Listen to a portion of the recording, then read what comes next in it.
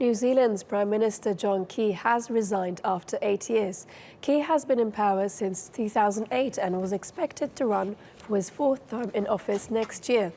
He says he'll stay in Parliament long enough for his seat to be filled. He says he's leaving for family reasons and that he wants to step down at the top of his game. For all of these reasons, I told my Cabinet and caucus colleagues of my decision to step down as leader of the National Party and as Prime Minister. It's my expectation that on Monday the 12th of December, National MPs will hold a special caucus meeting to select a new leader, and later that day I will tender my resignation to the Governor-General. This has been the hardest decision I've ever made, and I don't know what I'll do next. But for me, this feels the right time to go. Former Captain McGee joins us in Auckland now. Should we be surprised that John Key is stepping down now?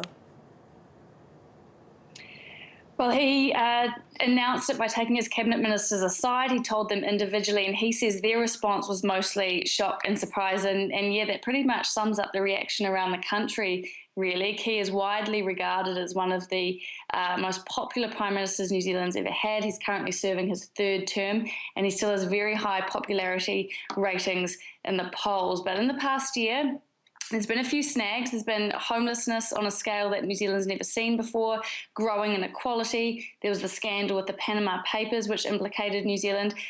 So his government has faced greater scrutiny and greater criticism than it has in the previous 2 years. But he was very clear that for him, the reasons were personal. He talked about the burden the role has played on his family. He, as we heard in that snippet just before, he made it very clear that it's been a difficult decision, but he feels it's the right time to go because, as he put it, he's got nothing left in the tank. He also believes the National Party, which is a right-wing or a centre-right party here in New Zealand, has a better chance of getting a fourth term in next year's general election if there is a new leader, and he wanted there to be plenty of time for his replacement to get bedded into that leadership role.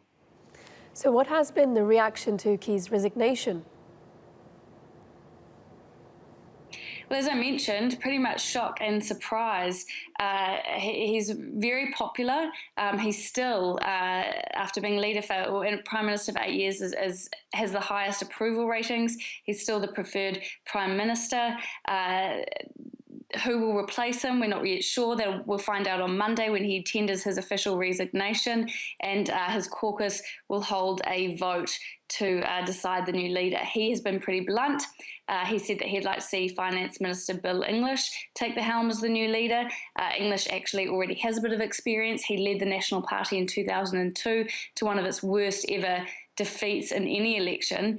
He then stepped aside and served as John Key's deputy and finance minister. But that leadership decision will be made next Monday by the caucus. Thanks for that, Kathleen McGee, live from Auckland.